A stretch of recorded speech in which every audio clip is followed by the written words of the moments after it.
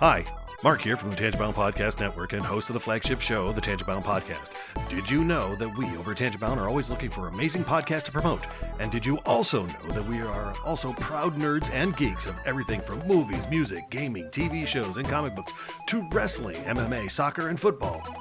Whatever you can nerd or geek out about, we've got it. And if you're interested, we can help you find it. And if you're a show looking for a place to call home, we've got you covered. Side effects may include upset stomach, dizziness, tumors, shakes, and in some rare cases, death from excessive laughter. Though to be fair, it's only sometimes. Other side effects may include diarrhea, gallstones, heart palpitations, and strong desire for cookies on the dark side. Talk to your doctor and visit TangentBoundNetwork.com and see if Tangent Bound Network is right for you.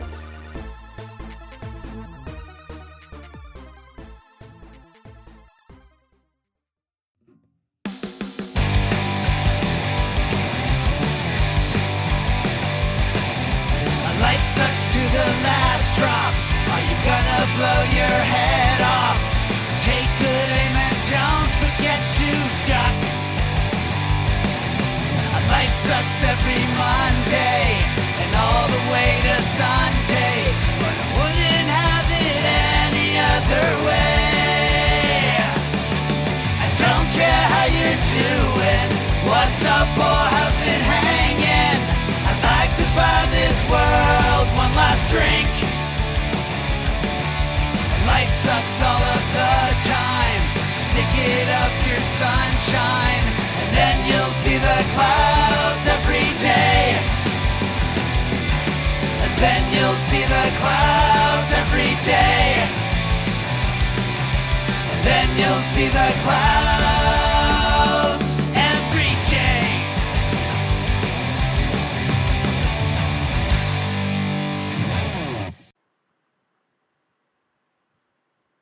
Hey everybody, welcome to a new episode of The Crazy Life. I'm Brian. Joining me as always is Heno. After 2 months. Yeah, I was going to say, except that it's been a long time. And I mean, the worst part is nothing has happened in that 2 months. We have nothing to talk about. No, nothing at all. Nothing. The Except fact that we went 2 months was just out of sheer boredom. yeah. Like, do you have anything going on? No. Why even bother talking? Right. Yeah. I mean, yeah, it's not like, neither one of us had a life-changing event happen or anything like that, or, yeah. Anyway, now in all seriousness, I mean, if you followed me on anything, about a month ago, or within the last month, I should say, my mom, I'm not going to tell the whole story. If anyone wants to hear the full story, you can go back to the last few Salty Languages. I go into pretty good detail on what all happened, but my mom had to be taken to the hospital, and right around the time we thought she was going to come home, she had a cardiac arrest and passed away. So it was very unexpected, and we didn't know anything was that seriously wrong with her. So, yeah, that's been a real kick in the, we'll say, pants since we're on this program.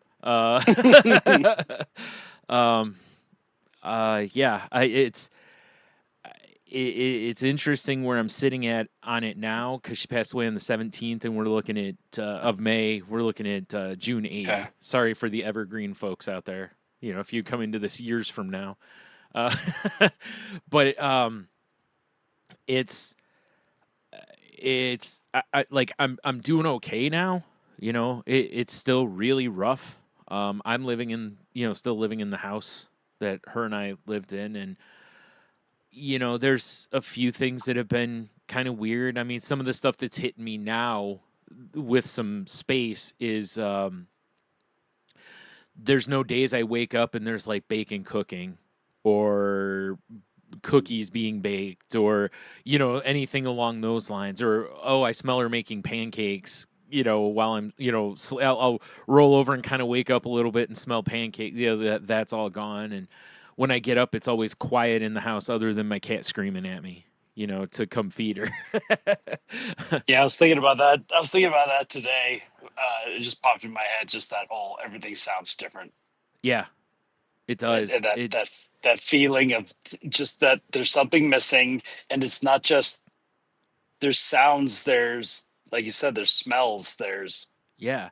Well, like I was you know, telling somebody, I was like, it's not just, losing your mom is a whole thing in its own, right? And but on top of that, with her and I living together, she's, we've been kind of like, running buddies. that's it. Like we hang out during the day together or at night, and we go Yeah. do things together. Now, I don't have that at all, which is not great for somebody with depression. um, Yeah. so I've been really trying to fight against that. What I'm finding is that I'm going the opposite direction that I did when my dad died.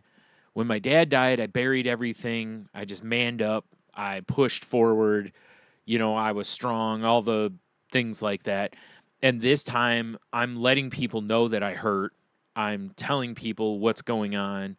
I'm reaching out, trying to not spend all my time by myself, kind of thing. I'm trying to talk with people about it and such, So I'm using tools that I've picked up in therapy over the last few years, of how to cope with things. And I really think I'm in a much better mental place this time than I was with my dad, even though this was completely unexpected, and uh but it's amazing how even with the fact that I've already lost one parent, and I'm just like, okay, when this happens, the whole time I've been like, when this happens with my mom, I'll be ready, and but no, not even Yeah. close. And it's a whole different type of loss, you know. I love my dad to death, but losing my mom has definitely hurt more. Um, and I think a lot of it too is, I got more years with my mom. I had my dad till I was 27. I got my mom till I was 46. So that's quite that's 20 years almost more that she was in my life too. Plus, it's your mom. You were literally like part of that person for a while. It's a different loss. It's very different. So yeah, the biggest thing one of the biggest takeaways from this is my mom didn't have a will, and this has created some gummed up situations a little bit for us. So I want to, before I get into anything else, I want to urge anybody out there, if you have assets, please get your assets sorted out for whoever may be your benefactors, because it makes things so much easier if there's a nice tidy will that can be followed or whatever. Not that there's any fighting in my family; everything's gone fine. We've been very amicable, but it's still, like we have a house and a car. We have to figure, we don't even know what step to take next. Like we don't even know what to do. So, yeah. So yeah, it's. I had therapy scheduled for the day after my mom's service, and and then it got canceled. And at first I was like, like, man, I really, and then I was like, it might be better to have a little space before I go into therapy, because I can talk a little bit about, like I said, I think I can see how I've handled this better than the situation with my dad, but I can also talk to my therapist at this point and go, okay, here's where I am struggling. What tools are there that I can use for this kind of a thing? Whereas I think if I would have just gone the day after the service, I was still so just emotionally exhausted. I was so raw that I think it would have been more just talking about the loss part of it. And instead, I really think what I need to use therapy for is what tools and coping situations can I use moving forward so that I can move forward in a healthy manner, and not years later go, boy, I wish I would have done something about this and gotten help like I did with my dad, So actually I got a call Monday about that. Sorry. Yeah, it's, I've had I've seen once again how blessed I am as far as support system goes. You know, like my siblings and I have all pulled together. We've been really texting with each other, like, "Hey, how you doing?" That kind of stuff. Just checking in on each other, spending time together, off and on when we can, and then having friends check in on me a lot.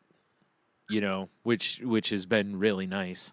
The only downside is that I actually feel like I've had a few people that I think felt like I was being disingenuous to them because they'd asked me if I need anything, and I said no, I didn't really need anything, and they were like, "Well, you don't need food," and it was like right before my mom went into the hospital, I had just done like a big grocery shop.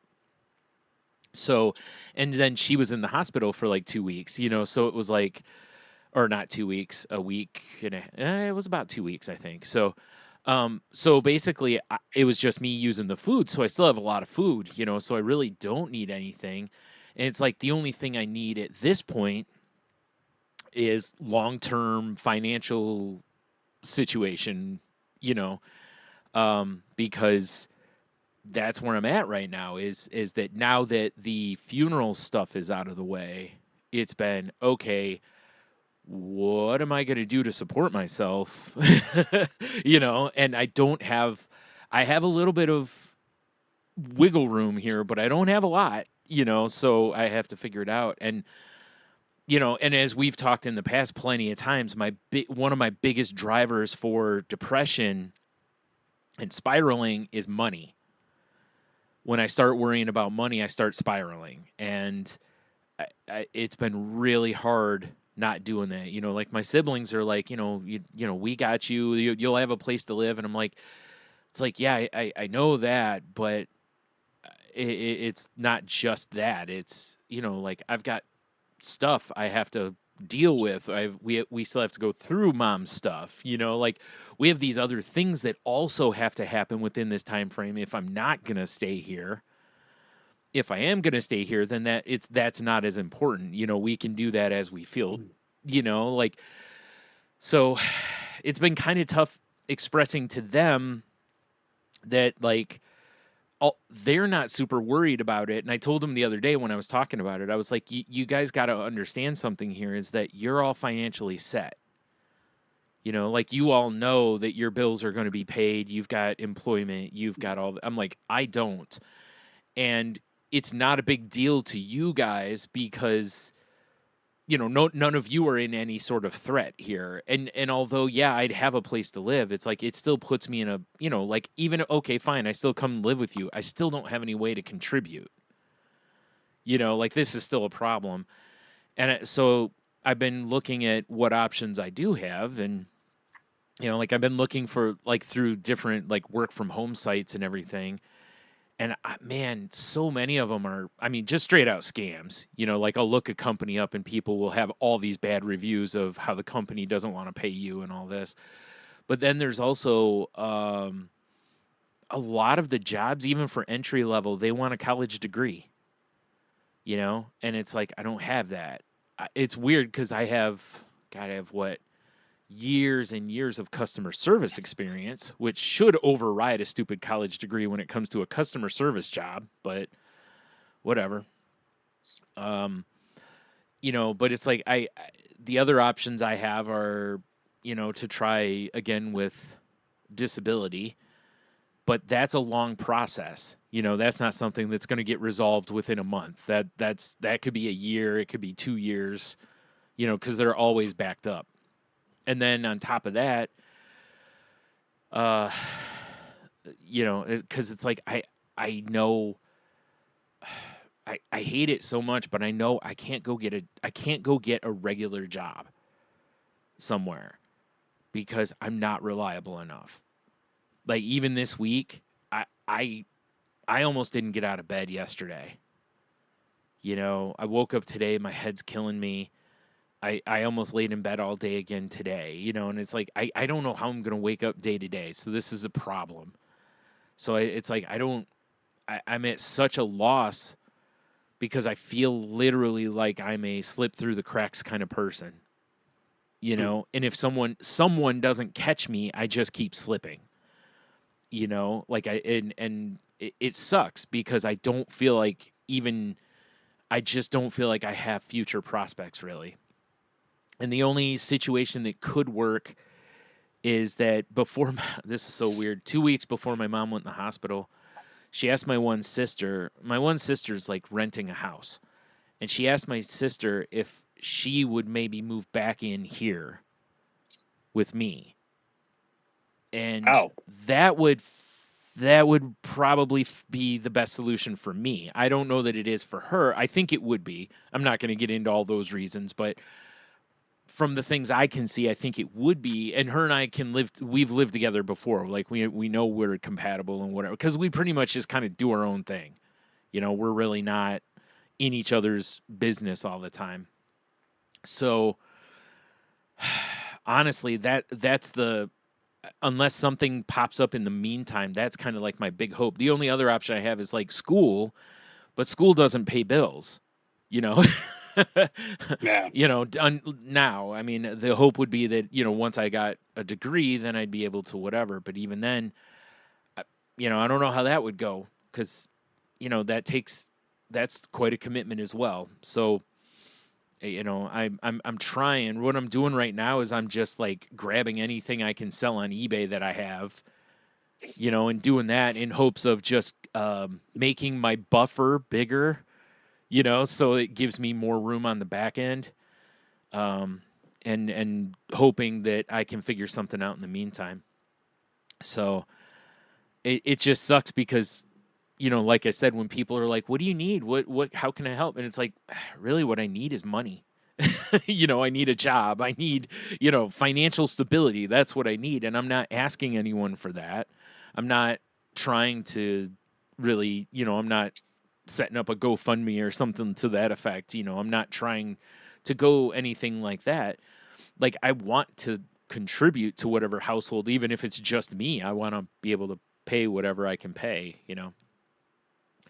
So yeah, that's something talking to my therapist can help with that, because I need a way of not letting this spiral me, because that's the last thing I need at the moment, you know, because right now I'm already ultra sensitive with depression and grief kind of swirling around.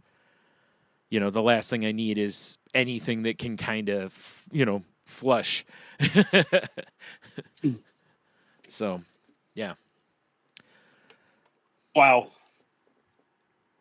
Yeah, It's a lot to deal with at the same time, you know? It's like most people just have grief to deal with, but I also have grief and how am I going to keep my house? So that was like so when I was following you on, you know, following social media stuff, and you know, you just see all these wonderful regards and everything, and me, I just kept thinking this is so much worse Yeah. because, you know, people are, you know, like, oh, I'm sorry for your loss. So thinking from the standpoint of someone that's just lost a parent. Yeah. And it's like, yeah, but like you said, you lost like your kind of, you know, it's your own like life partnership in a way, Right. you know, it's, yeah. And I want to it's- make sure for anyone who doesn't know, like the situation was that basically I accrue very little as far as bills go. And I helped take care of my mom who was disabled. So kind of instead of like us setting up an official contract situation and her paying me for that, yeah, she just paid things and took Yeah. care of it and whatever. So like you said, not only did I lose my mom, which sucks horribly, I also lost a good friend, you know, / running buddy, and I lost my financial stability all in one swoop. yeah. You know, That's what like, yeah. Yeah. I mean, it's a lot. it was already heavy like on my heart, and then I was thinking like, and now what? Right. Like, Well, that's rough. Well, and the part where it really sucked was, you know, we're sitting in the funeral home and I'm looking at the cost of everything and everything that gets added on. I'm sitting there going, that's less money I have to live on. And it's like, I don't want to be that way in any way. You know, I want us to do the service that we wanted to do. And we did. We ended up doing that. I never got in the way of anything. It was just I couldn't help but look at it and go, oh, you know, like I mentioned on Salty Language, just to rent a casket for the showing was $1,000 for a few hours worth of renting a casket. And it was like, oh, come Yeah. on, you know, like, but the next option down was literally a cardboard box. And I just couldn't Wow. do that, you know? Just, my mom was as frugal as anybody, but what I did at that point was I was like, okay, what would she do with my dad? Yeah. Would she have put dad in that? And I don't think she would have. And it was like, then that's the answer, you know? Like I just, and it's like, I know, but it's also like, it's $1,000, you know, like not that the cardboard box was free. I think that was still a lot of money, but because they still include that in the other, they just use the other thing as for the showpiece, and then they take them out of it. Yes. You know? Right. Yeah. So, but oh man, Ugh. it was so hard sitting there because, like I said, it's like I want to do.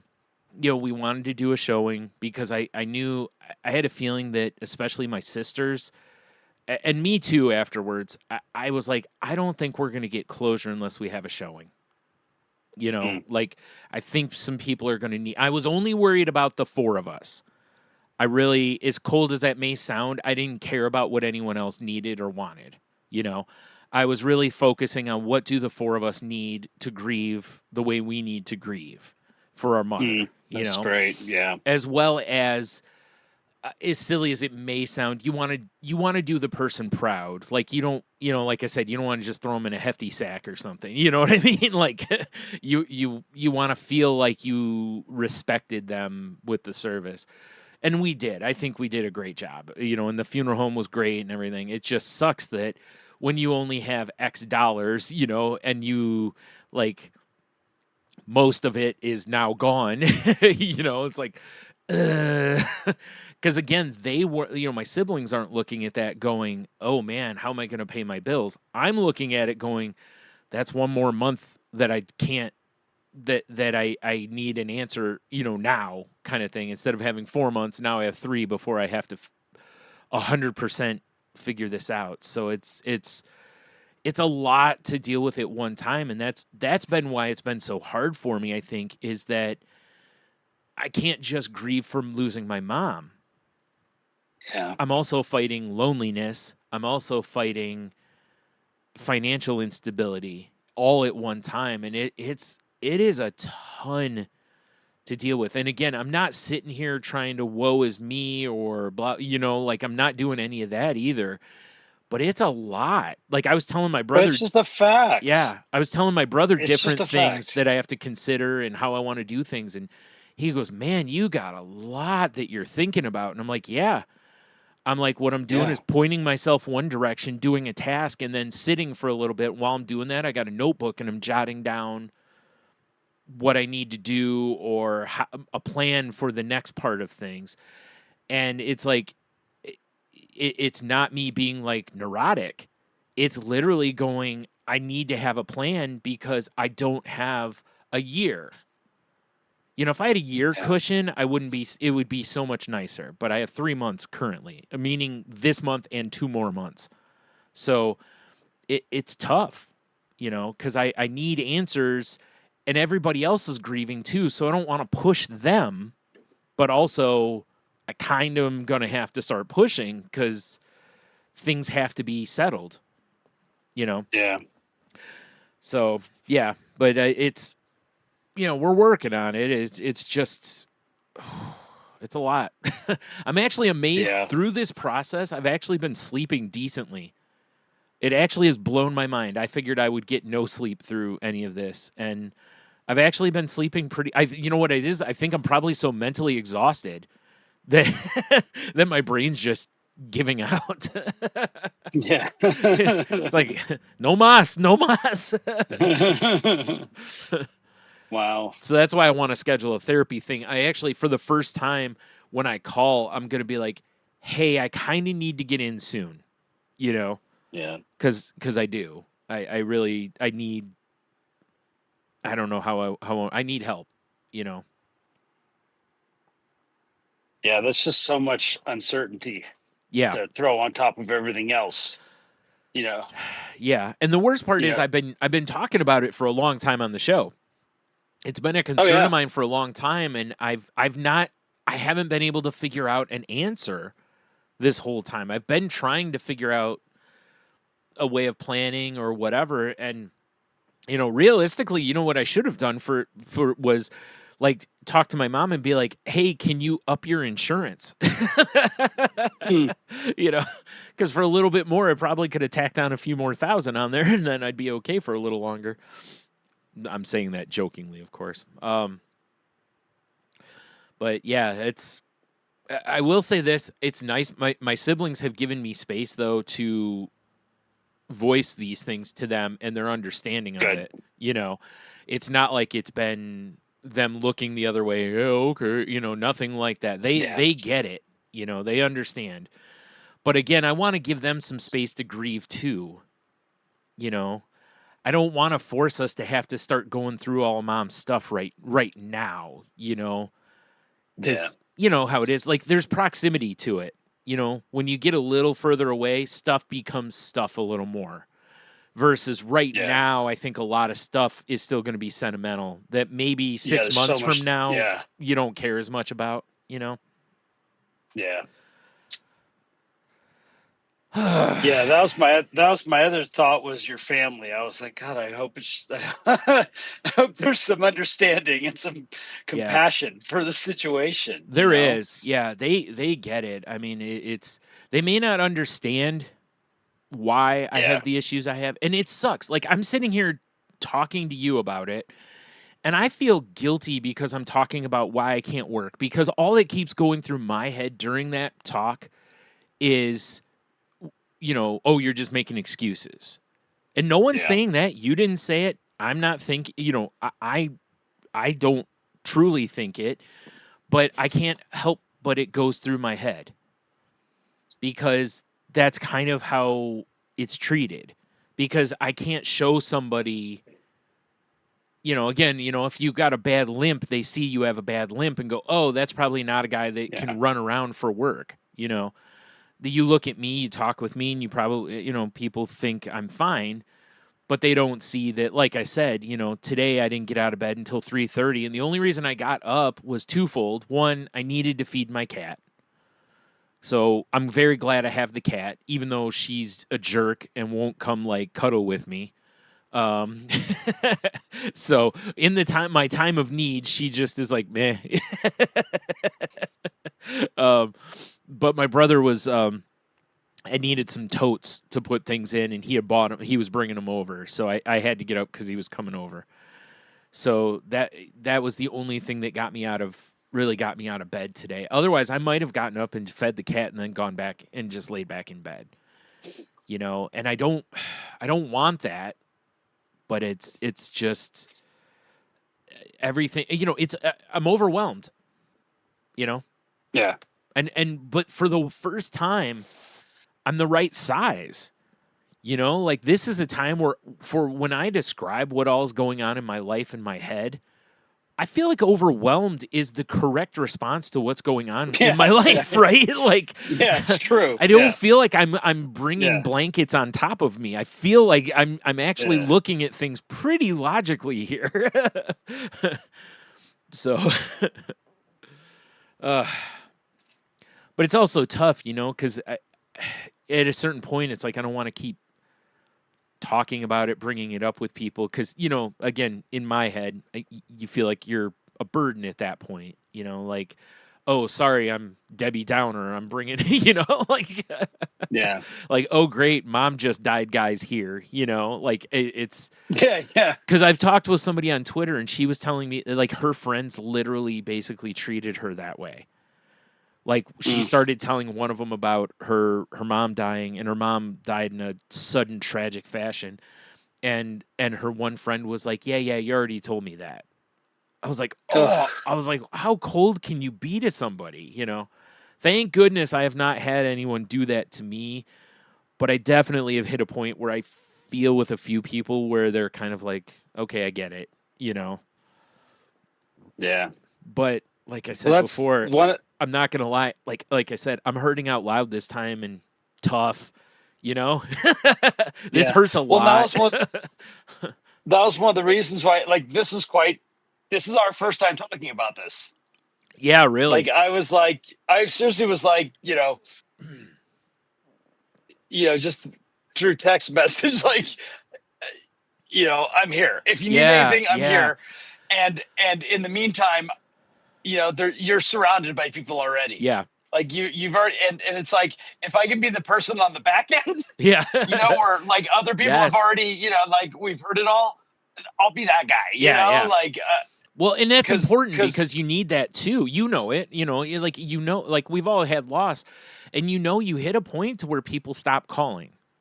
They don't, hey, how are you, as much, and Yeah. and then like if you have another wave of support coming in at that point, that's awesome because yeah, a lot of people, are very, while they think you're in your worst spot and they don't realize, like for me, like it took my siblings a few days before it clicked in their head.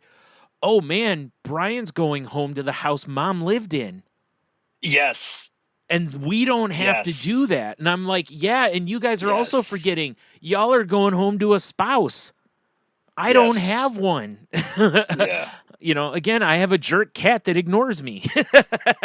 yeah, I have plenty of friends. I have plenty of support. And or my siblings, if I had called them whenever and said, hey, I'm in a bad way, and we did a few times. There were a few of the times where yeah, we texted, I texted my sister Chris and was like, how are you? And she goes, not good.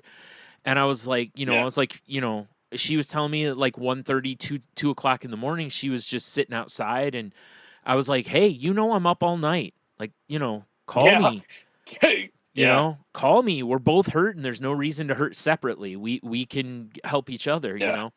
Um, Even if you don't talk, yeah, really, even Yep. if you're just sitting next to each other. Yeah. And we did that a few times too, where, we were around each other and we just kind of hugged and cried and, cause again, it's a massive loss, but yeah, it was, I was telling them, I said the hardest thing, and I may get choked up here because each time I've said this, I've gotten choked up. So we'll see if I can do it without it. Where things differed for me was the day my mom died was when I came home, there was no hope anymore. Yeah.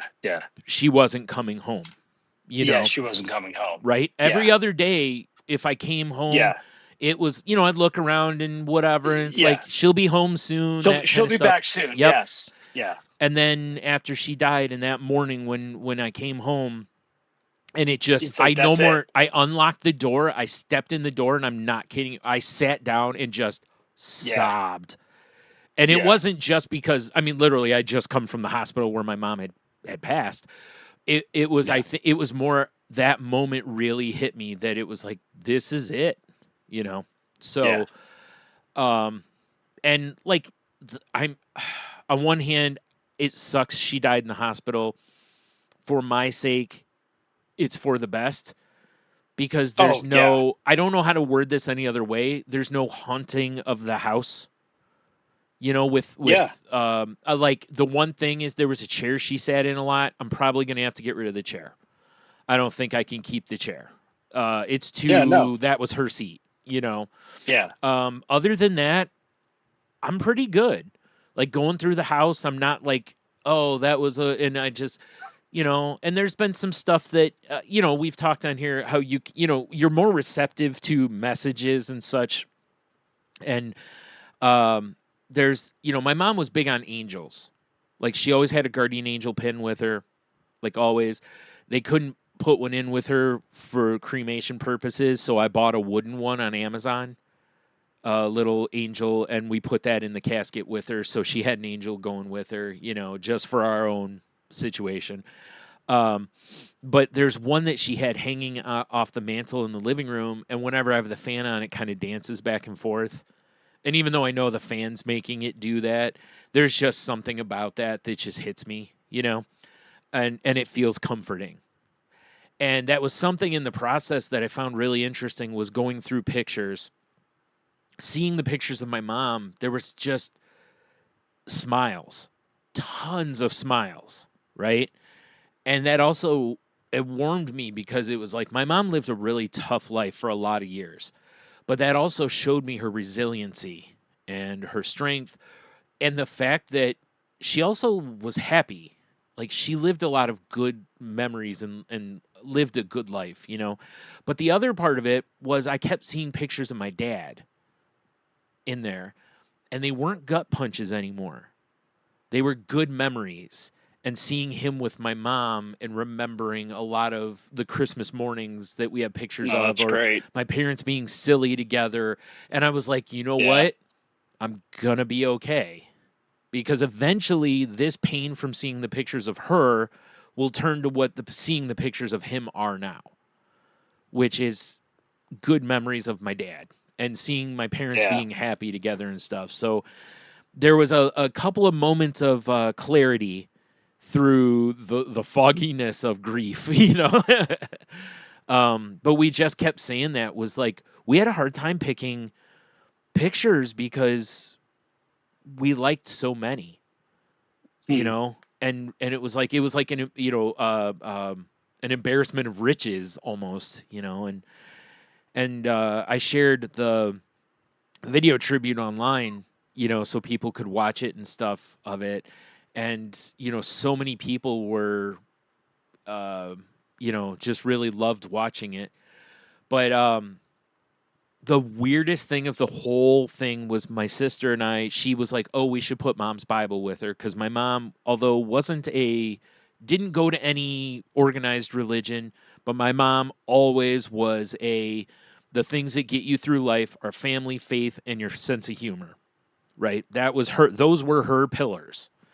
And so we were like, yeah, you know, I was like, yeah, we should definitely set her Bible next to her. But it was the family Bible. So it was like, well, we should take some of the papers and stuff out because we want to make sure those don't get lost because they're family things, you know, that were in like my grandma's Bible, that were in my great grandma's Bible, you know, like that they just put important things in there. And we actually found that my mom had handwritten her own obituary. And I think I don't remember if I told you about this or not. You told me about that. I thought I did, yeah. And when we went through and did one at the funeral home, which is crazy because you just tell the guy a bunch of stuff, he puts it in, hits an AI filter, and it writes it. And then we just tweaked it. And it was really good.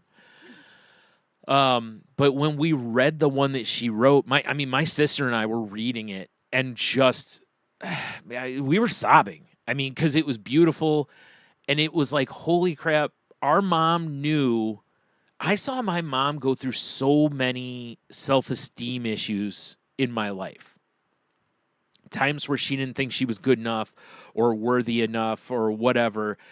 And when I read this, I was like, this woman knew how good of a person she was, how kind she was, how loving and selfless she was. She knew her worth and was able to put it into words without sounding like a raging narcissist.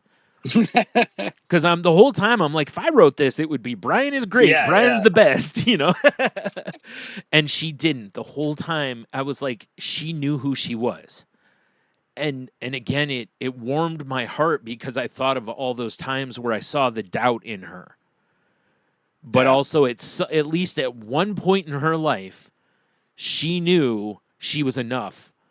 That she was, you know, kind, loving, selfless, all the things that all of us were like, here's the pillars of our mom, and stressing them over and over and over in the, you know.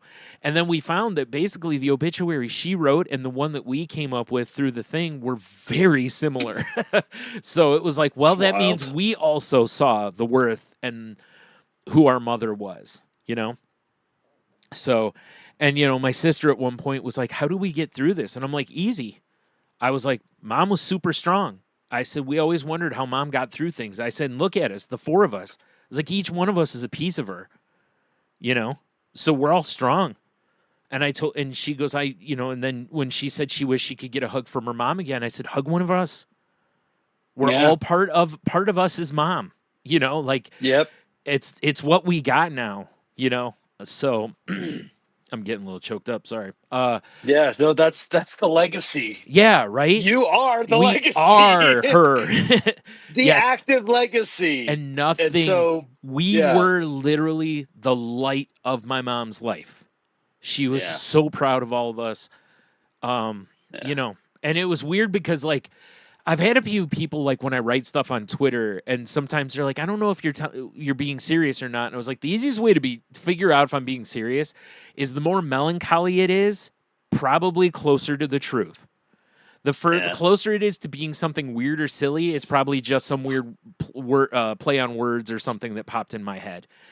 And, my mom, from the time I was a little kid up until, seriously, while she was in the hospital a couple of days, I couldn't go to see her because I was sick. So I had some respiratory thing I was fighting, and they didn't really want me around because she was super weak. So I stayed away, which was the hardest thing I've ever done in my life to that point. Yeah. But my siblings would FaceTime so I could see her and talk to her, and she even sang "You Are My Sunshine" to me while she was at the hospital, Aww. And she always did. Yeah, this is going to be tough. So I bought her a necklace a few years ago that was a sunflower. When you open it, it says "You Are My Sunshine." And I bought it for her, and we had that on her for the service, and I have it now. Yeah. And probably will forever. But one night, I think I tweeted, it was something like, she always told me, God, was it? It's like, she always told me I was her sunshine, but the world's so much darker without her. Mm-hmm. Yeah. Ooh. All right, I'm good. So it was like, when I put something like that, it's like, that's 100% truth, right? Yeah. Like, there's no joking in there. There's no, I just sat there and was thinking about it the one night, and Roxana, that as well, she's been on the show before. She, was just like, wow, that might be the truest thing you've ever tweeted. And I was like, yeah, I think it is probably the rawest thing I've ever posted. Yeah. And so true, though, to me, Yeah. So, yeah. Whew. That's why my mom and I. Go ahead. I need a drink. My mom and I. Yeah, I was gonna go say, I'll give you a break here. My mom and I watched the slideshow together. Yeah, and it was so great because my mother doesn't know anything. Right? She doesn't know any of us. She knows she knows a little bit about you, just because obviously it's like it comes up in conversations, and she knows I went to been out there and all that stuff. But, right. By the way, I'm so glad you got a chance to meet her at least. That when you came in, yeah. Right. That was the one thing I told my mom. I was like, I am so glad because it tickled her to meet her. Yeah. And it's really been it's actually been something that has been on my mind lately. Is coming out again. Yeah. Getting a chance to see her again, because when I met her, I mean, it was still relatively. We've been podcasting for a while, but I don't think we'd really had, more life happened. Yeah. Well, since that point, you interacted with her a lot more on Facebook and stuff. Yeah. Yep. Yeah. Yeah. And we, even, it's just something. Because she loved it. She loved seeing your flowers and all that kind of stuff. She loved that stuff. It's more like we paid attention to each other. Right. Mm-hmm. Right. It's not like we had conversations, but we paid attention to each other. We shared things with each other. We shared, reactions and that kind of stuff. And so I was like, I was telling my mom this, like, I would have really loved to, have had a chance to go back and get out there one more time. And then I was like I would have been there if I wasn't at my mom's house. Yeah, it was funny. That's hands out would have happened. Yeah, I actually, but it was funny because I had a thought like that I was like, it was kind of like, I almost feel like you would have been here, except you went the opposite way of the country. Well, and you were visiting your mom too, so. That's it. For me, the greatest tribute to your mother, you're not wrong, was being with my mother, man, watching the slideshow. Yeah. I had various people, like there's a woman in my Word Games group that when she read, I posted for the group my mom's obituary that she hand wrote. I didn't send that to you, did I? No, I haven't seen it. I'll have to send it to you because you should read it. It's anyway, but so I was like, oh my God, we found this thing. And people were like, oh wow, would you share that? And I was like, sure, so I did. And one woman was reading it with her daughter, and her daughter, she said her daughter was crying, and her daughter was like, "Mom, this is you."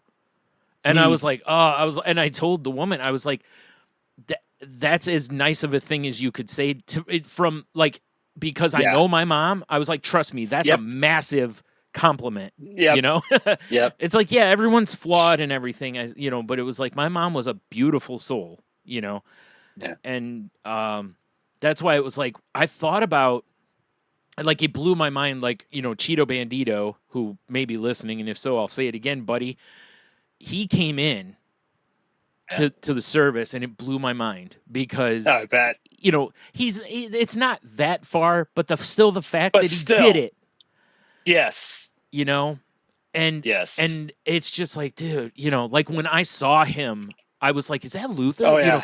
And I just immediately walked up to him and gave him a huge hug. And, you know, I'm not a hugging initiator, exactly. but it was just like, I cannot believe you're here situation, you know, and that's I hugged next level. Yeah. You know, so it was, but it was like, I was thinking about the podcast, you know, like doing this, and I'm like, I can't do this because this is the one where we usually get a little more in the feels. We talk about what we're going through. And I was like, I can't, there's no way I could have done this before. Like, it was hard for me to get through it on Salty Language, where Tony and I are still trying to make some jokes along the way with things, you know? Yeah. And I was like, if me and Heno sit here, I was like, I'm going to try to keep a little more serious, and I'm going to be a mess probably going through this. I'm like, I have to give this some space before I can really do this. And like, now I can do this, you know? It was just too raw right away to do. I mean, that was like the week Tony and I first recorded, because we took 1 week off, and then he goes, you know, do you want to take it? And I was like, no, I think I kind of need the distraction, you know? Yeah. And he goes, okay, you know, he goes, if we start and it's too much, we'll just shut it down. And I was like, right, you know, so, but it was the right call. I did need that. It was like the night of the service, you know, with Cheeto in town. He was staying at Tony's, and Tony was like, hey, do you want to come over and we'd just hang out for a little bit afterwards? And my siblings were all going to get together, and I'm like, I feel like I should be there. But my sister, Chrissy, my oldest sister, she was like, go be with your friends. And that's exactly, you know, we had a couple beers. Tony made some smash burgers. We just sat on his deck and just BS'd for a little while. And that's exactly what I needed right then, was just a little normal, non-funeral related things, even though I still talked about a lot of stuff, you know, but yeah. So yeah, I appreciate, I'll say it to you here too. It's like, I appreciate you reaching out. I appreciate the condolences to anybody who reached out to me. It's meant a ton. I'm still occasionally, I'll go back and I'll look on the Facebook post of all the friends of hers and stuff that posted on there, and so many people were, I heard comments of, you know, she was like another mom to me. She was, you know, the nicest person. And it was like, yep. She asked me years ago, she said, if you could sum me up in one word, what would it be? And I didn't even pause. She barely finished the sentence, and I said, selfless. I said, you're the most selfless person I've ever met. And I don't feel like I can pay anyone a bigger compliment than that, because the world has taught us to look in, not out. And she never did that. No matter what her situation was, she was always like, can I still give some money to a food bank? Can I do this? Or, you know, can I help this person? You know? And I couldn't tell you how many people we've known over the years that lost all their stuff in a fire or something to that effect. And she would go through the house and pull anything she had extra of, and it went to them. Like, she literally gave a family a couch because she had two. You know, like, it was, here's a couch, here's all this. Oh, it's near Christmas. Do you have a Christmas tree? Because I have an extra fake Christmas tree. You know, like that kind of stuff. So, that's why I said I've never met a more selfless person. I don't know that it's possible.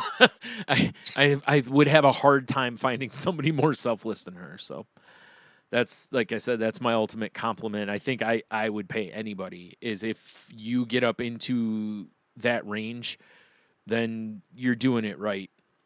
You know, Yeah. I feel like leading with kindness and helping, you're doing it right. You know, so yeah. So yeah, like I said, I feel like mental health wise, aside from depression, grief, which is a air quote normal reaction to what I'm going through. You know, it's like I feel like I'm processing this pretty well.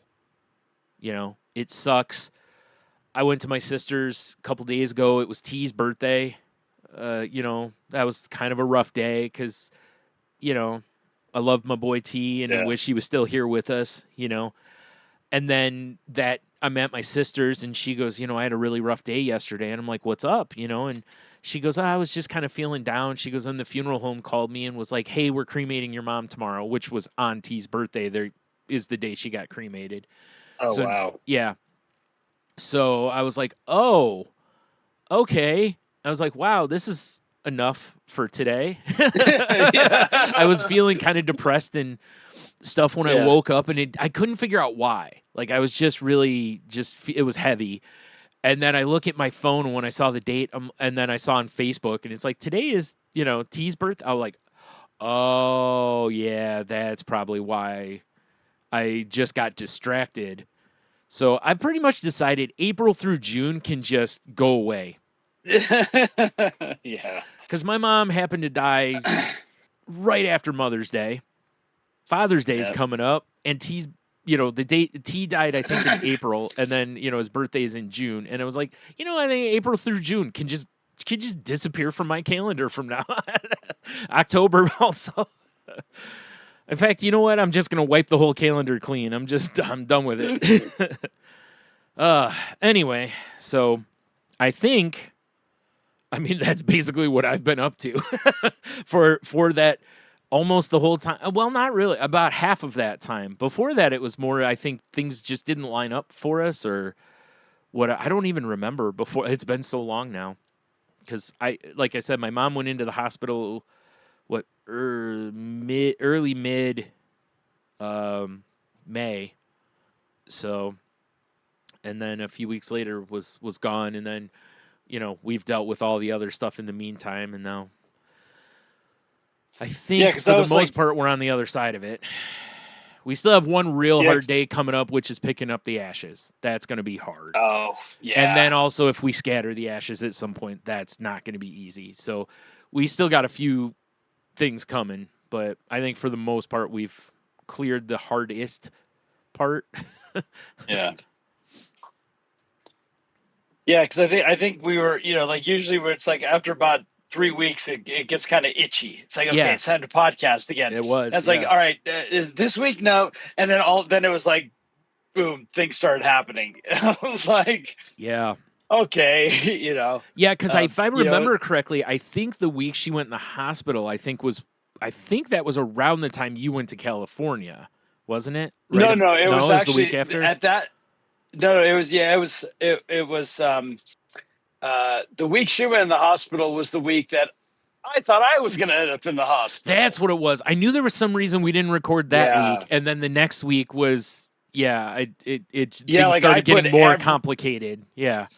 Yeah, I put everything on hold because I was having really I was having some sort of a problem with the blood pressure medication. Clearly, something wasn't working, and I mean, I was getting muscle spasms in my heart. Basically, I mean, it was shooting pains in my chest and up my arm, and I was getting more and more freaked out, and to the point where I ended up.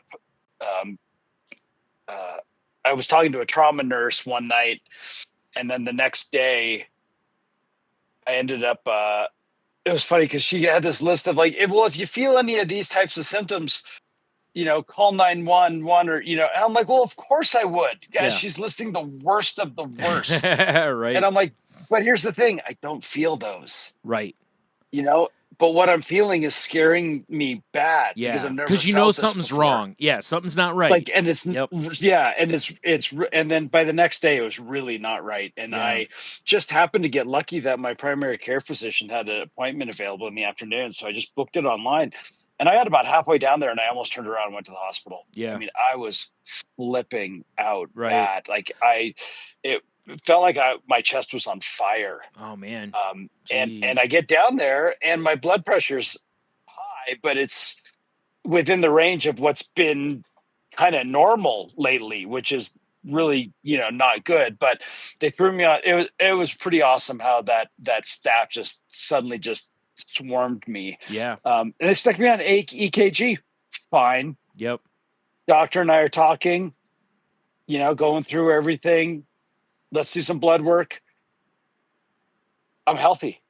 Yeah. Like, he's like, I haven't seen your cholesterol numbers this good in the 10 years that you've been being regularly testing. Right. And the He's EKG like, came there is back fine. nothing. Yeah, immediately there was nothing wrong. He's like, Oh wow. you are incredibly healthy right now. And so that's when I was like, okay, we lowered the dosage, and but by later in the week, I started feeling it again, and I'm like, okay, now that I know I'm healthy, then what is it? Right. And what I did one day, I was like, you know what? I just looked up because I take allergy meds every day. Yeah. I am on the where most people take them for a few weeks. Yep. I'm the same. I'm 365 of the year. That's me too. it. Yep. And I looked it up, and I saw that there were warnings between the low blood pressure, the blood pressure lowering meds, and so the decongestant I take. Yeah. Has a negative reaction because it's quite literally the opposite of what Oh yeah, because doing. most decongestants raise your blood pressure. That's why that so what it's the doing cough is medicine Coracidin doesn't have decongestants in it. Yeah, so one's opening, the lisinopryl's trying to open up my blood vessels, Right. and the decongestant's closing them down. Yeah. Oh right. man. And then what's really weird, and I'm going to get this wrong, the other blood pressure med that's the whatever it's some sort of one of them's an ACE inhibitor, the other's they're beta blockers, whatever. They've got their things that they do. Yeah.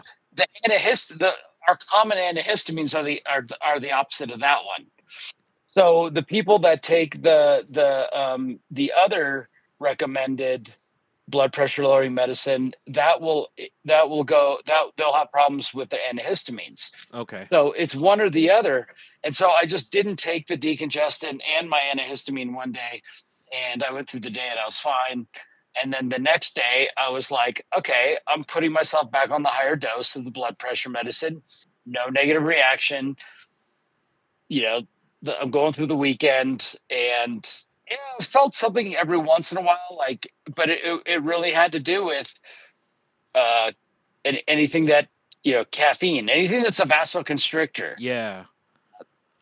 All of a sudden was fighting against the thing that's supposedly opening my vascular system. Sure. Yeah. Okay. By the end of the weekend, I'm like, okay, I'm going to just be a little more stuffy than I usually am. And that's better than feeling my entire chest on fire. And, and I told my doctor, I said, I just need, it's going to be a problem when I have a cold or a flu, where I need to get through this. And he's like, well, we'll cross that bridge when we have to, because he's like, oh, use this and this. I'm like, yeah, I already do, doc, every day. Yeah. He's like, oh, this is people use this, Flonase, and I'm like, yeah, every day. Every day. For Yep. 30 years I've been doing it every day. Right. So anyhow, yeah. But that was my one thing, because in a couple of weeks I was getting on an airplane, and I'm like, okay, I don't know about being on an airplane. Right. That's where people have strokes and stuff, Yeah, you're not kidding. Yeah. Yeah. So then I got out of town, and it was the best thing. I was able to help my mom out with so much stuff. Good. It felt so good. At one point, she's like, I thought I wasn't doing enough. And she's just like, you have done way more than I thought you were going to do. I was just like, well, that's why I'm here, is to do all this stuff. And yeah. Right. to kind of set you up. So it felt really good.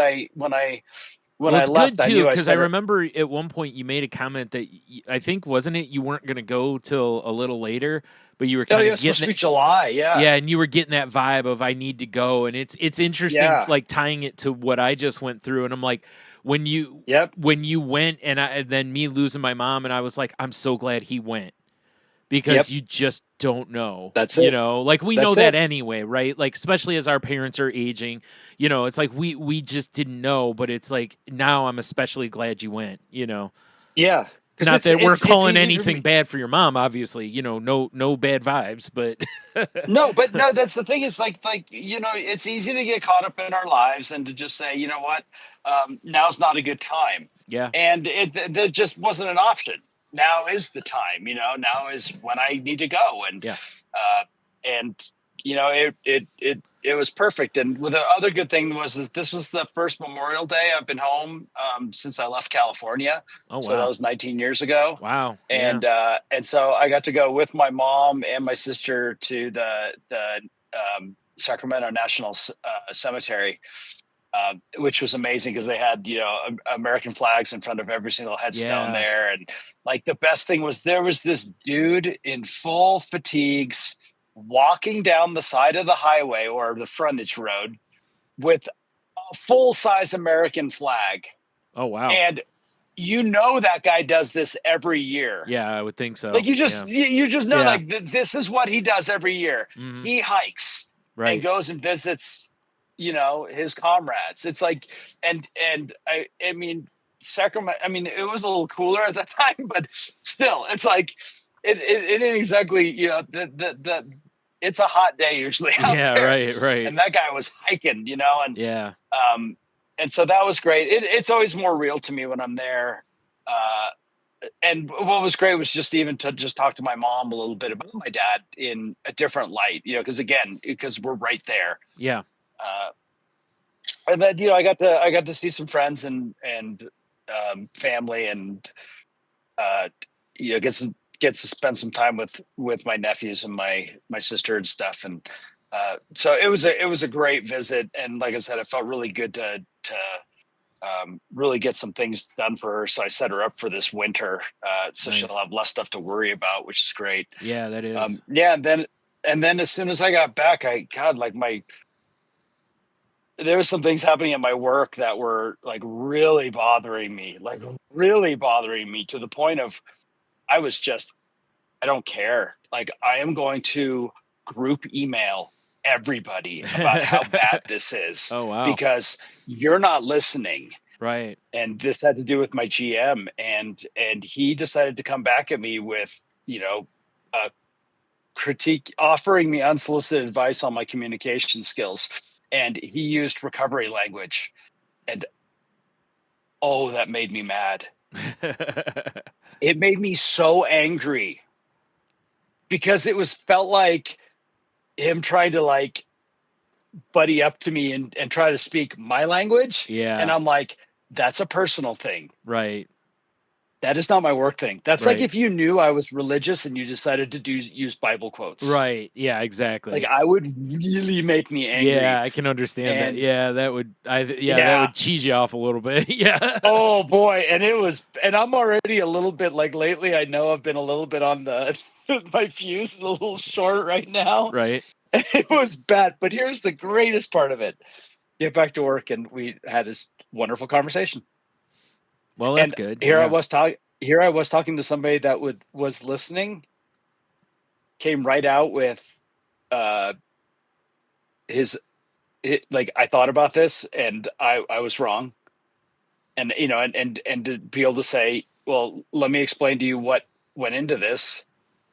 And I know it's not fair to bring this into this conversation, but this thing really had me, yeah, right. something happened between the two of us that I need to understand what that was because it's not cool.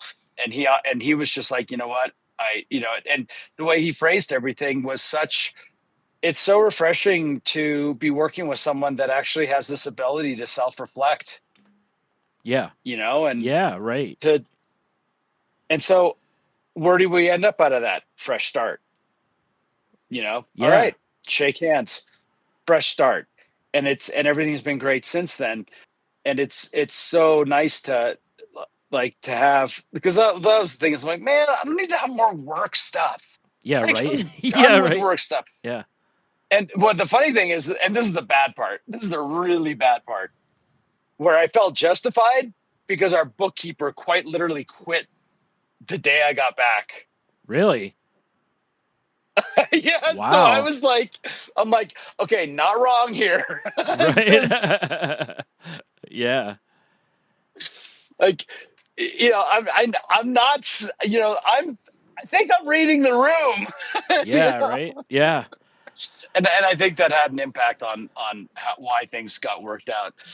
But since then, I've been just jump right back into music. It all hits the fan in July, like just tons of gigs, and I'm excited. I'm looking forward to it. Oh, hits the fan in a And good way, I assume you mean. in a Right. good, like, Okay. yeah, like, I Okay. mean, but it's like I'm doing 3 weeks in a row at this one venue, Yeah. With and band or it's by yourself? no, with 3 different bands. Oh, wow. Okay. Right. Nice. And so the drummer in the one band that's not amongst those three, he's like, how many bands are you in? I'm like, 4. He's like, what, do you think you're better than me? He used to be like known as one of those drummers that just plays with everybody. Right. And what I didn't want to, I didn't say to him at that time, was like, yeah, and I'm also doing all the sound for those Yeah. 3 gigs. Yeah. So yeah, Yeah. but And I've but been the one thing playing I want solo to gigs too. right, yeah, just Yeah. for fun. Yeah. But the one thing that I wanted to, a little funny recovery based thing that happened to me last week is, so I got in on a Wednesday night and we had a gig Thursday night. Oh, geez. And so I'd been gone we hadn't had any rehearsals, and Right. I was like, you know what, I'm just gonna have fun. And Yeah. I had so much fun, and there were times where I was like, "Ooh, this is bad." But for the most part, I enjoyed myself. But the funny part about it is one of we were taking a little break in between sets, and I went to go talk to, she's one of Sharon's really good friends, but she's somebody I know in recovery, and someone that's been in recovery for a long time. And I do consider her a friend. And he was telling me about a reunion that she's going to, and it's a reunion for like a swimming club, where you're everywhere from being an adolescent to a teenager in these clubs. Oh, okay. And the conversation came up about coaches, and because I had my coach in high school, and the people that they push you, but in the process of pushing you to greatness, they can be, they can leave an impression, Yeah. and not always good. Right. And so she was sharing with me about, oh, she has this, she can't let go of it at all. Wow. Yeah. And I looked at her, I was like, why do you have to let go of it? Yeah. Like, why? Who cares? Yeah. Like, you feel what you feel, take it, use it. Yeah. Whatever you feel, use it, use it to good stuff, whatever it is. The next morning, I'm sitting there watering the lawn, and it hits me. I was like, okay, that was the most non-12-step thing I could have ever said to somebody. Yeah. And I started laughing, and I told Sharon, and Sharon's like, you should just shut up. It's interesting though, because when you said it, I was like, I hadn't considered you don't have to let everything go. And Well, hold on. What I'm getting at yeah, is I think in order to let something go, you have to focus on it to then let it go. Whereas I think sometimes you can just kind of move on to where you're not necessarily like you're letting it go without like really focusing. Like, eventually you're just like, oh, I don't even think about that anymore. That's what I was yes, thinking more of, yes, and that's what I saw in this conversation. Is I saw someone that was trying to meet the expectations, Yeah. of what 12-step programs are about, and I think I understand there's a very important part about not having justifiable resentments. It's usually what made most of us either, drink, use, abuse, whatever it is that we did our thing. Yeah. It's always a great reason to just need to feel different, is having a justified resentment. Right. And so there's so much effort put into that. You forgive people, and that like there's one person that shared this thing with in a group one time that I loved. It's like, I love you. I love all of you. I have to love all of you. It doesn't mean I need to go have lunch with you. Yeah. And I don't have to like you, but I Right. have to love you. Right. I have to love each and every single one of you. And there's these things where, if you have resentment against somebody, you need to whatever, bake them a freaking, cake for a month straight until you get rid of it. But the thing about it is I saw a person that was looking at me and that was struggling with the fact that they can't. Yeah. And my whole thing is, why do you have to? Yeah. Who says you have to? It is the other thing that we say in 12-step programs. It's not perfection. Yeah. Yeah. It's not. Right. That's kind of what I was getting at when I was like, when it kind of hit me, like I told you, it was like, because like to really undo or blah blah blah, like some of that, like you have to put a lot of effort into like that. You can see that they're still thinking about it, Yes, because they're like, this trying is a struggle. Right, like I have to get rid of it. Then it becomes I have to, yeah. Right, instead of trying to control one way, now you're trying to control the other way, basically. Yes, that's it. Exactly. Yeah. And this was the thing that my old sponsor would say all the time is, you're trying to control the outcome again. Right. And that's why, like, I could just tell it's like, I'm going to this thing and I'm not ready. And I'm like, who says you're not ready? Yeah. Like, with it's like, again, it's we're doing a practice. We're not doing a perfection. Yeah. It's the journey. And so what? Part of any. So what if you? There's no success without failure. There just isn't. And it's not just some sports cliche or whatever. It's the truth. Everyone who's been successful rarely ever on their first try is successful.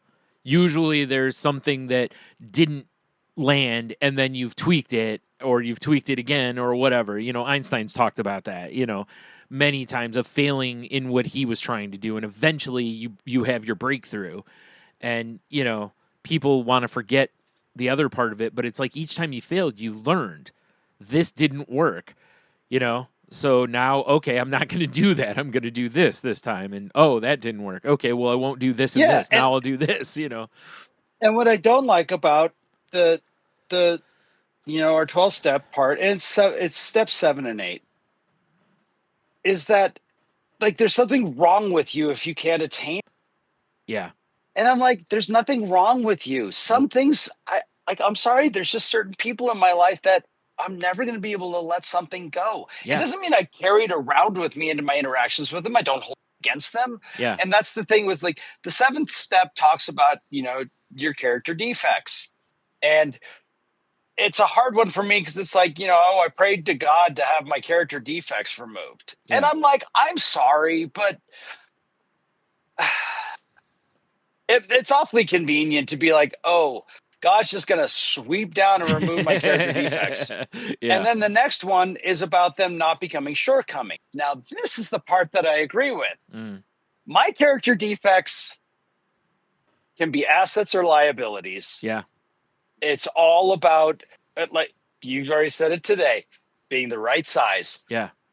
It's when I open my mouth and they come out publicly that they become shortcomings. Yeah. And I think as long as we're staying out of the shortcomings thing, yeah, it's okay. Yeah. My thing is like, I told Sharon, I said, I don't like seeing someone clearly in pain or struggle because they haven't achieved some freaking bar that's maybe a little too high. Well, I like a high bar. Yeah, but it's an arbitrary rule.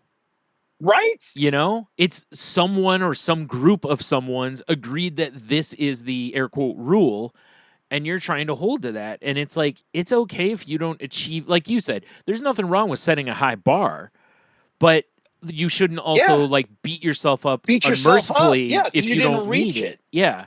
Because maybe that's just the bar you can reach is maybe the next bar down, or whatever. Yeah. And you're also missing the growth in the meantime. Because like if you focus on that once in a while, like if whatever comes up once in a while and you struggle, right? But you don't struggle with it every day or all the time, I feel like that's success. That's not failure. That's Yeah. success. You know, now it may not be winning, but I feel like it's well, let me rephrase. It's progress.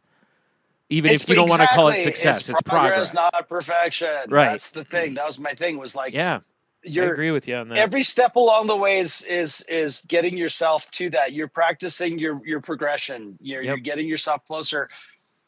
The idea that, you know, I always look at it as like, you know, God's line is the one that I want to get myself as close to. Yeah. I'm never going to get there. Mhm. You know, whatever that means to you, whatever your higher power is, Yeah. like whatever that thing is that's where I want to get closer. And I'll never get there. But I'll tell you what, it shouldn't ruin my moments. Exactly. And I think that's what I was like. Yeah. I'm like, don't let this take away from the joy of what you're going to experience. Well, I just was even thinking of it from just kind of like the Buddhist or even a meditation perspective, right? Yes. Is like, okay, something negative has come into your life. What are we to do with it in those thinkings? And it's feel it, let it come, and then let it go. Don't grip it. Don't try to manipulate it. Yeah. Let it go. And it doesn't have to be a permanent let go. It's just in the moment, let it go. Yeah, well, It may come back. Say, and you know? now it's gone. Right. Like nowhere in there does it say it's right. gone. Yeah. It It's can still be blowing there. around. It may come back. And if it does, and practice again. do it again. Yeah. And but don't obsess on it. Yeah. Because really what the other way is teaching you is to like chase it down. You know, it got away. Like, you know, I have to chase it down and you know, destroy it. It's like, no. Which is actually about the history of the 12-step programs. Because before there were 12 steps, there was only 6. Okay. And what they did is they took them all and they kind of split them in half. So these were precursors to Alcoholics Anonymous. There was one called the Oxford Group, and they shared fundamental similarities in that they believed in, you know, trust God, clean house, help others. Okay. That's it. If you want to take the 12 steps and break it into 3 sections of 4, it's, you know, trust God, you know, clean house, help others. Right. And there was a reason for that. Back then, our communities were small. And if you were a drunk in the town, you probably screwed up with your community. Mm-hmm. It's not like you were anonymous in the state of like, everybody knew who you were. Yeah, you were the town drunk. Yeah. You're the local banker. You're the whoever you are.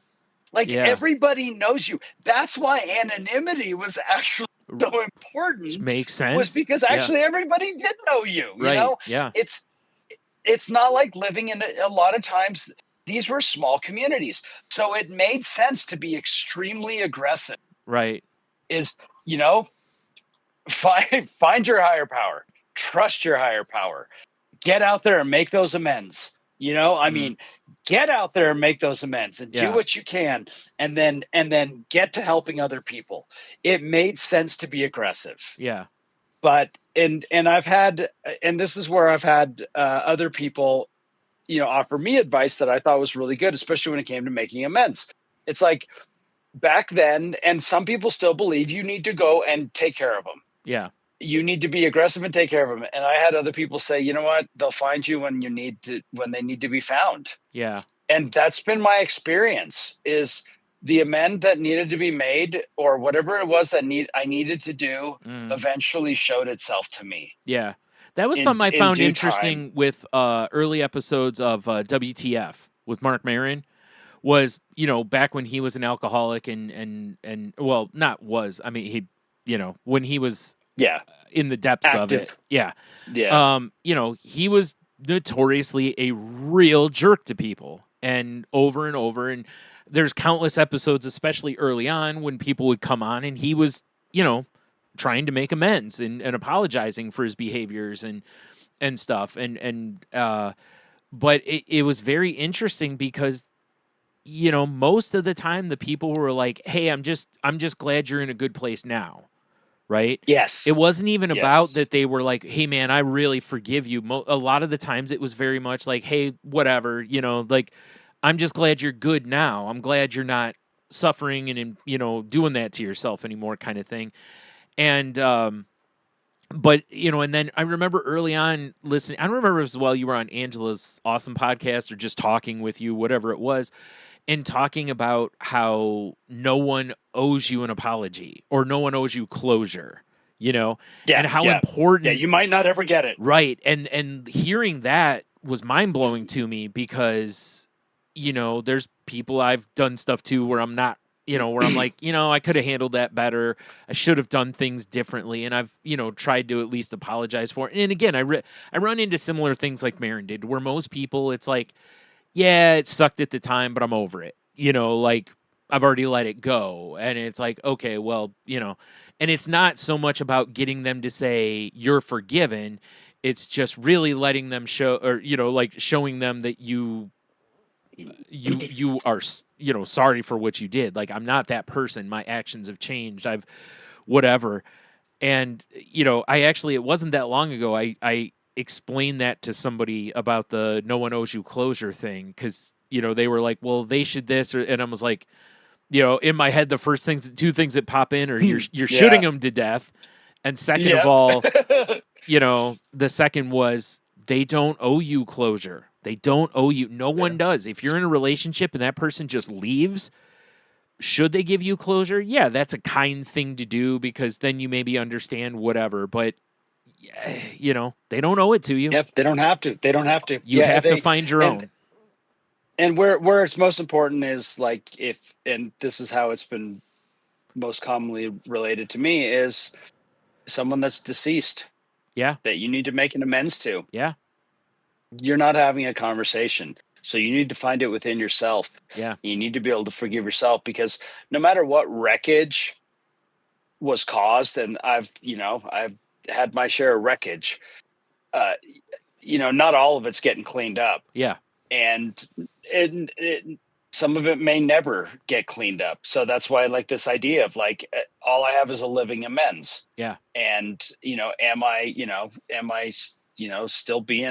I still creating wreckage in my life? And that's the part where step 10, daily inventory. Right. Yeah. This is where, it's daily inventory. And it's the idea, like, it's like, oh, well, I can just go in and confess and I get forgiven. No, the step 10 is about you stop doing this, because you every day you look at it and you address it immediately. So you're not creating wreckage. Right.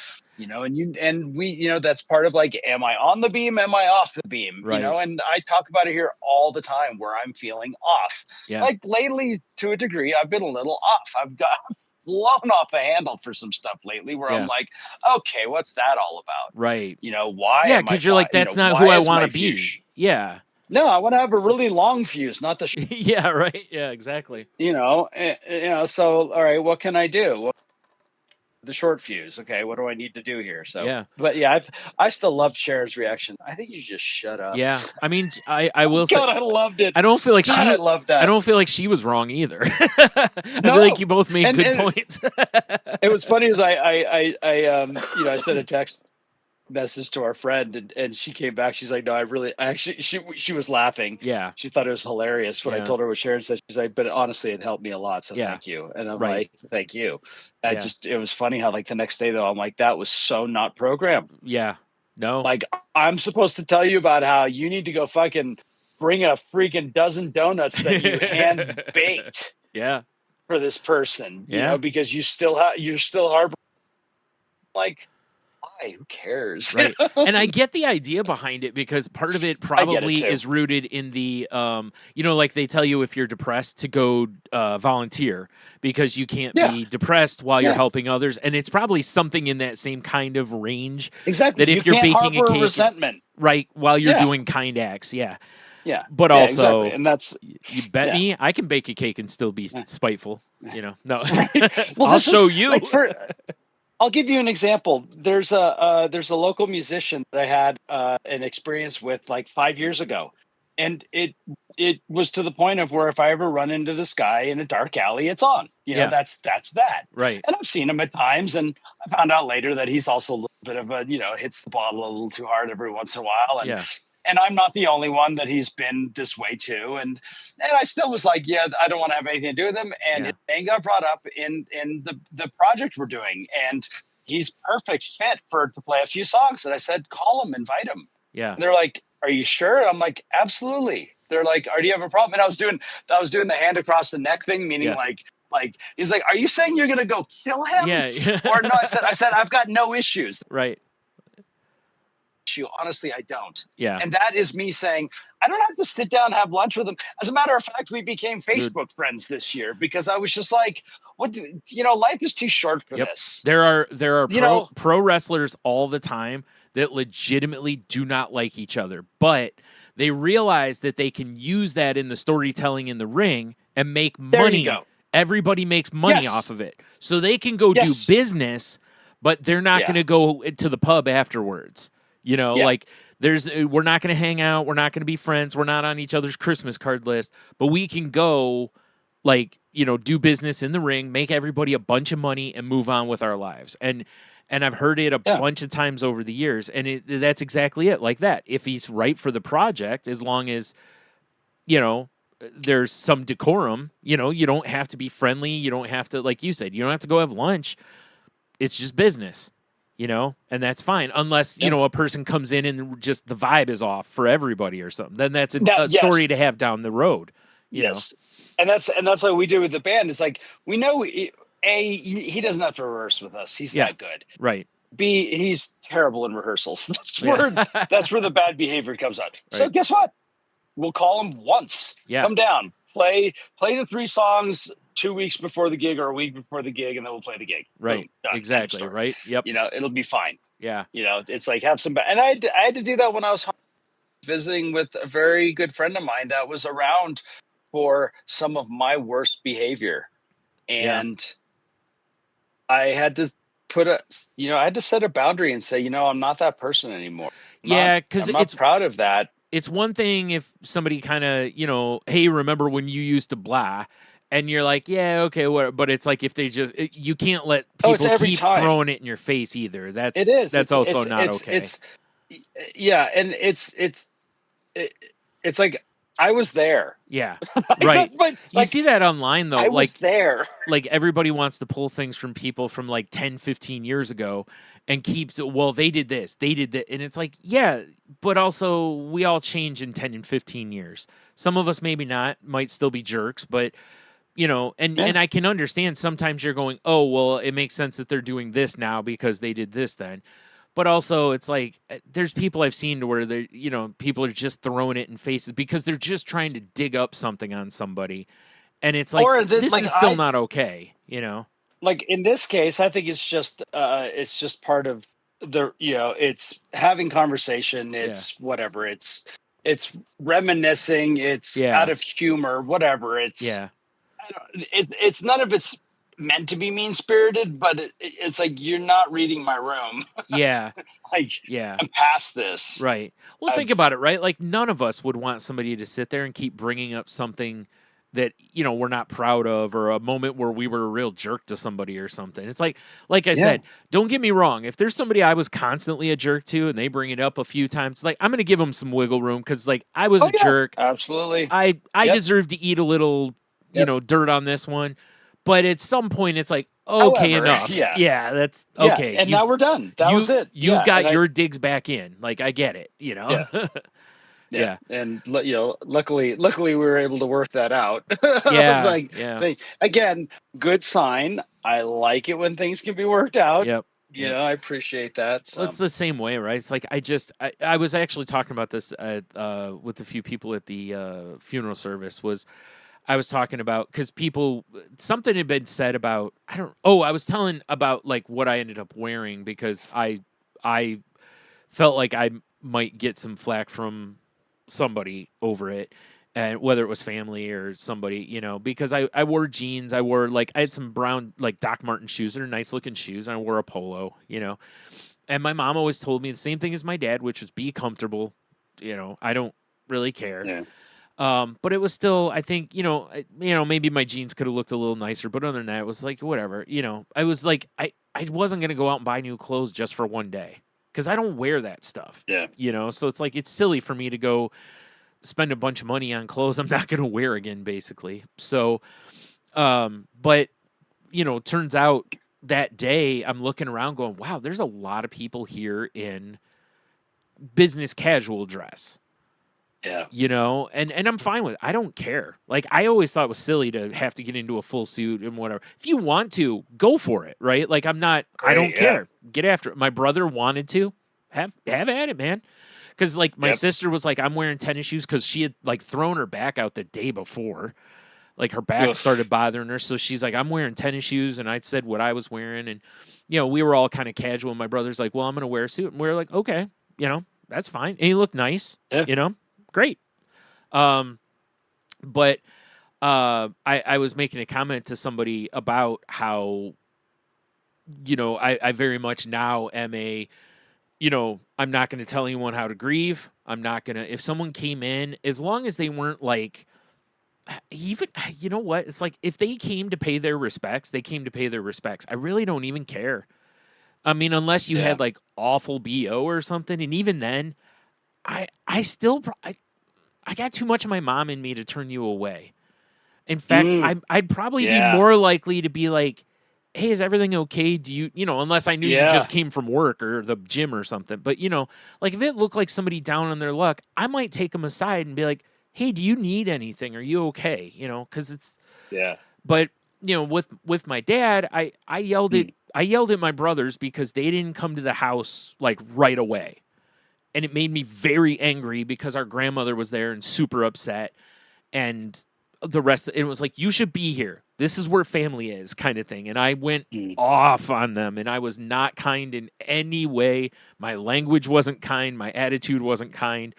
And looking back on it, I've apologized to them, not for the message, because in that moment, that's what I felt was right. But I did apologize to them for how I delivered it, and also for telling them how to grieve, like not giving them their own space to grieve, right? Like I did feel and still feel like they should have been there, like, because it just felt like the right thing. But, like I said, I apologize for the rest of the stuff. And so, but now I'm very much like, I'm not going to tell anybody anything, like I was saying, because some people were like, I can't believe this person didn't show up or this. And I'm like, that's okay. They didn't feel for whatever reason, either, people forget too, like people, there was no obituary in the newspaper because people, it's expensive now.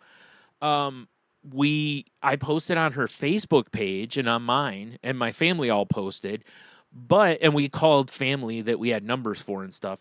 But, you can't let go of the sight that algorithms bury things sometimes. Somebody may not have seen that post. It's very likely there were people who didn't see it and maybe found it later, or maybe still don't know she's gone, because you can't control that. You can't be like, oh, as far as I know, you can't put out like an alert to all of her friends kind of a thing, to where everybody would get a thing that's like a notification that says whatever. So it's like, I just was like, I'm just going to be kind about it. It's like, if people are here, it's awesome they showed up. If they didn't, I had some people who couldn't make it. I had people who, texted me or called me or sent a Facebook message. A couple of my friends, him and his wife were going to be there, and they had something that came up and they couldn't get out of it. And it was and he's like, I'm so sorry. And I'm like, no worries, dude. We can get together later or whatever or something. But I appreciate you, first of all, telling me. And I appreciate that you still sent condolences. That's, that's nice. So, I wasn't worried about it, and I don't think any of my siblings really were either. I mean, yeah, there's some people who didn't show up that was kind of like, that's weird, that we thought might, but whatever, And I said to a couple people, because I did hear a couple people say some stuff, and I was like, we don't get to tell people how to grieve. Some people cannot do funeral homes. I was like, some people, like I didn't mention this earlier. It's like, they closed my mom's funeral with Spirit in the Sky, which is the same song they closed my dad's funeral with. And Danny that my mom was with, that closed his too. And as soon as that song hit, dude, I was, oh man, I'm sitting there and I'm like, because right back to dad's funeral, and Yeah. so, and now if I hear that song, it's going to remind me of both of them for a while. So, which isn't bad. I got to a point that we've talked before on the show where a lot of things I've turned that kind of stuff from a gut punch into hey, that's them saying hi or something to that effect, right? Like that's like, and I've passed that along to other people when they've lost, especially parents, but any sort of loss like that, which is take the things that hurt, that are those memories, eventually just keep working on turning that into a positive, or on their birthday when it sucks, do something that you would have done with them or that you know that they like to do on their birthday and turn that into a positive day the best you can. It's still going to always suck, but like me, I think I've talked about it before. On my dad's birthday, I get a lemon. Hostess doesn't make them anymore, but I get like one of those lemon pies and I get a Mountain Dew because there were two things my dad really liked, and I have that, and it's here's to you kind of situation, right? Yeah. So, but going back to it was more about the don't tell people how to grieve, don't be judgmental, lead with kindness, because you don't know what they may be going through. Maybe they're a wreck, and maybe they also, or maybe they're sick, or whatever it is. I did have somebody tell me they weren't coming because they were sick. They didn't want. Well, my brother actually, he originally wasn't going to come, and then what he did instead was the first hour, is for family. And he was like, can I come during that hour? That way I can be around you guys, basically, but not be around, a crowd kind of a thing.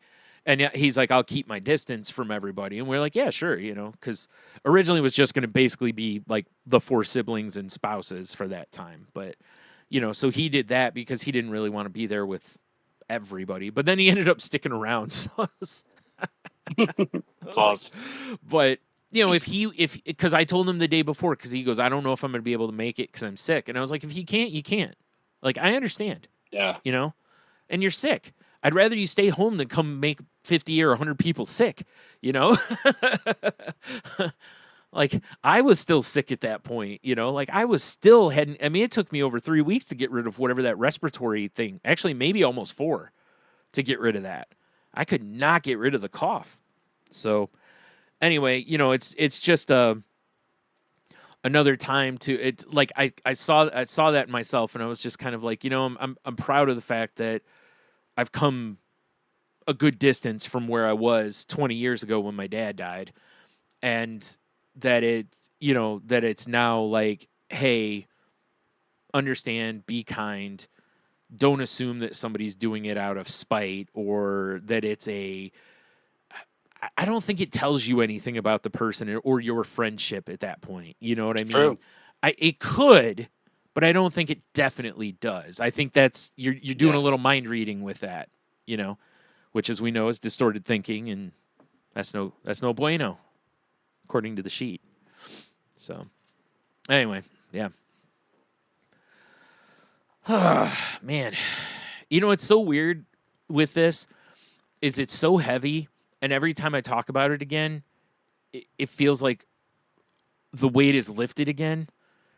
But then, Really? That's great. But then the weight comes back. It's so weird how grief is, because it comes in waves. It's so strange how, like, I feel like the whole time with my dad, it was just constant weight because I was just burying it. I was just compounding and making it worse. But one other thing that I realized, and I don't know if I'm sure other people have realized this too, but by not having a spouse this time, man, did it make me realize how much Jen shouldered for me when my dad died. Wow, have I realized how much she did for me. So if you are a person who has great loss like this and you've had a spouse stand by you through this, make sure you tell them how much you appreciate what they've done for you. Because trust me, you won't realize it unless you're alone. And then you'll go, oh, wow, I really wish I had someone to basically put their arms around me and tell me it's going to be okay. And, just give me an attaboy here and there, like that isn't there. And and I thanked her again. I thanked her years ago for all she did. But I told her, I was like, I have a new appreciation, so.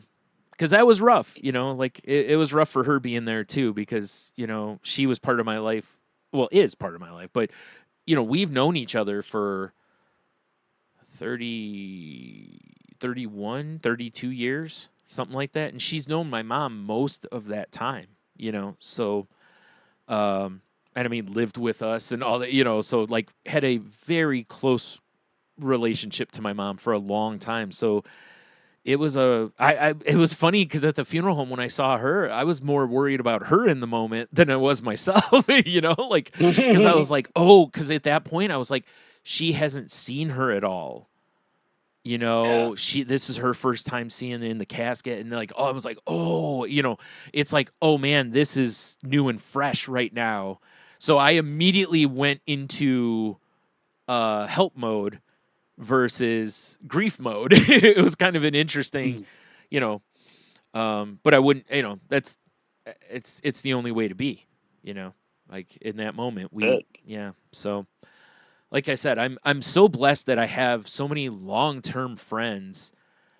I was like, it's weird that, thinking about how many of my friends knew my mom for like 20 years or longer. That went awesome. all the way back to high school or went all the way back to like, my first job at, not first job, second job, which was at Hollywood Video, some of my friends that showed up for that and different stuff. And it was like, oh, wow, you don't think about that. That it's like, even in the relationship that you had with my mom, it's like, that wasn't like 2 or 3 years. That was a long time. We've been doing this show for, 10 years? Something like that. And we were friends before. Just about, yeah. You didn't interact a ton with my mom before that and stuff, but it's still the idea that you've known of and you've heard me tell things and, you feel like you learn people a little bit. Like, I feel like I know your mom a little bit, like I don't, but I feel like I know her a little bit, Yeah. So it's crazy how these things happen.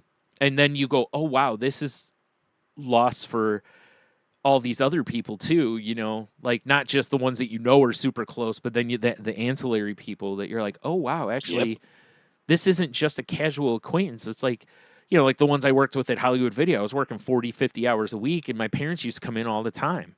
So the people I worked with knew my parents pretty well. Actually, they saw them, quite a bit. So yeah. But let's see, what's my win here? My win's got to be that, first of all, I had a lot of moments where I was able to stop in the fog and have clarity.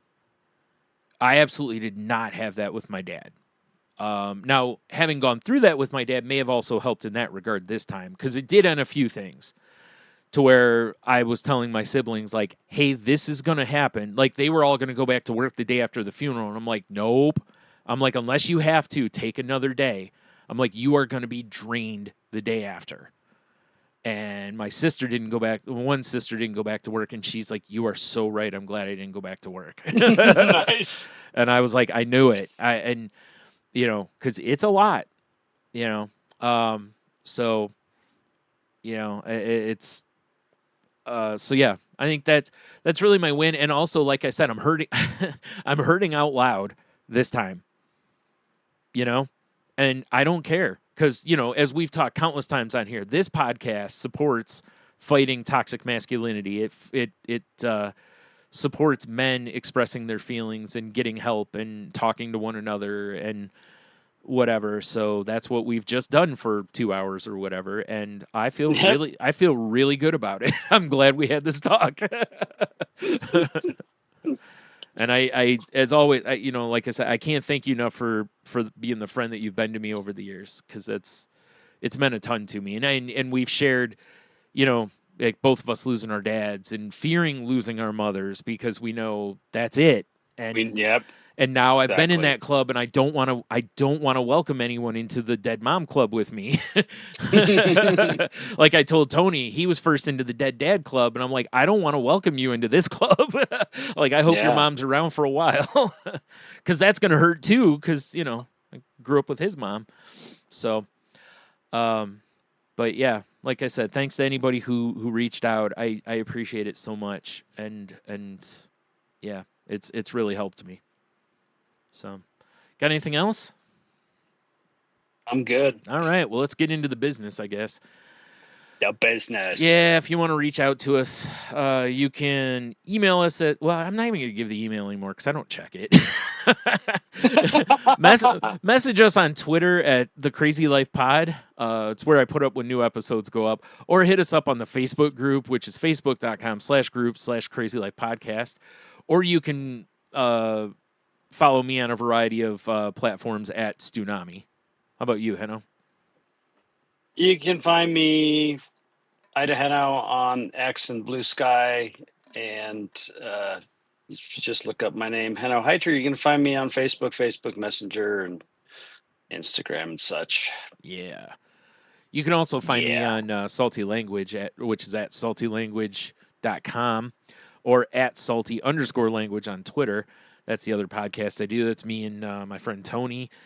Just being silly heads. Well, we got back to being silly heads this week. The last couple weeks You've been pretty good. we've been silly, but it's for sure been me leading the show with Debbie Downer, and then we get into being silly. So I feel like we rebound pretty strong. But I couldn't do that show and not talk about it. Right, like it had to. Yeah. I don't think it was like you trying to pretend it didn't happen. It was you did the show as you guys would do the show with this situation. It was. It really was. And honestly, it was very much like what conversations between us were like. Not would be like, like at the funeral home that day and stuff, because he along with Jeannie and Jen and Luther and a few others of my friends were there pretty much the whole day, which is amazing. Yep. That they were there for support. But yeah, oh shoot, I didn't have. What did we talk about last night? We talked about weird hot dog stuff. We talked about foot stuff. We talked about Black Belt Magazine. We created a whole scenario with some like 7-year-old named Tyler that was some like dominant T-ball player that also had like an agent and a college commitment and all this kind of stuff. So, what else? I'm trying to think. I don't remember what else we talked about, but it would just be oh, here we go. It's right in front of me. The Jeep, like how people put the ducks on the dashboards of the Jeeps. People in other states may not be as familiar with that, but around here, it's like a huge thing. Like everybody does it. So, I talked a lot about the TV show The Rehearsal season 2. And we talked about a whole bunch of other silliness. So if you're into that, like I said, check it out at salty or at salty_language or saltylanguage.com, or hit us up on Patreon, because I don't ever push that on here, but I should, because we do a lot of stuff that we have a lot of fun with on our Patreon, and it's free for the first week. It's only, it's like $3 after that. We started a new podcast over there called My Mother the Podcast, where we're watching the TV show My Mother the Car and commenting on it in real time. The show's about a guy whose mom is reincarnated as a car. And neither of us thought about the first episode we did was like the night that we did our first episode after my mom had died. So, and we were just like, oh yeah, maybe this wasn't the best timing for Brian, but it was a lot of fun. So, and we just did a bunch that Tony will be putting up of Sweet and Salty Language, where we tried a bunch of stuff last night, or Saturday night. Yeah, last night. So that should be going up soon. So go check that out. Patreon.com/saltylanguage. And there's a whole ton of content over there too. We've done a lot of content over there. So it's, it's cheap and there's all sorts of fun. So please go check it out. And let's see, what am I forgetting here? Is there anything else? Oh, we're part of the Tangent Bound Network, so please go check that out at tangentboundnetwork.com. Check out the other shows there if you would. We'd appreciate it. I'm sure Mark would too. Go buy his book, because that dude does everything. Like every week he seems to have a new hustle. I don't know what's going on. Right. But good guy though. We've had him on the show a few times. So yeah. And also, if you need help, please reach out. This was something actually I really stressed to my siblings, which was don't overlook the concept of a grief counselor. And I say that to anybody. I did when my dad died, and I really wish I didn't have the tools to really process it. So if it's hard for you to process grief or loss or whatever, please reach out. There's all sorts of counselors out there, pastors at churches and just counselors at medical centers and overall therapists. There's a lot of people out there that are willing to help you with grief and such. Especially if it's someone freshly lost. A lot of funeral homes have, someone they can put you in contact with also. But if you need help, please reach out. Please check on your friends, especially if they're ones that have recently been struggling or whatever. But like right now, so many people are struggling or just kind of in a negative way that, a lot of us could just use somebody just, hey, how's it going kind of thing. So please do that. And then, of course, please lead with kindness. Please be kind to others. Please help others when you can. I know I say it every time, but it's like it's the best way I can think of for anyone to pay a tribute to like my mom or probably their moms or whatever. Is if is just go be kind to people and try to be the opposite of the energy that a lot of people are giving off right now. So, all right, I'll shut up now. Henno, you want to take us out of here? Yeah, I found this quote. Actually, it was today. It just said, "Just because I carry it well does not mean it isn't heavy." Truth.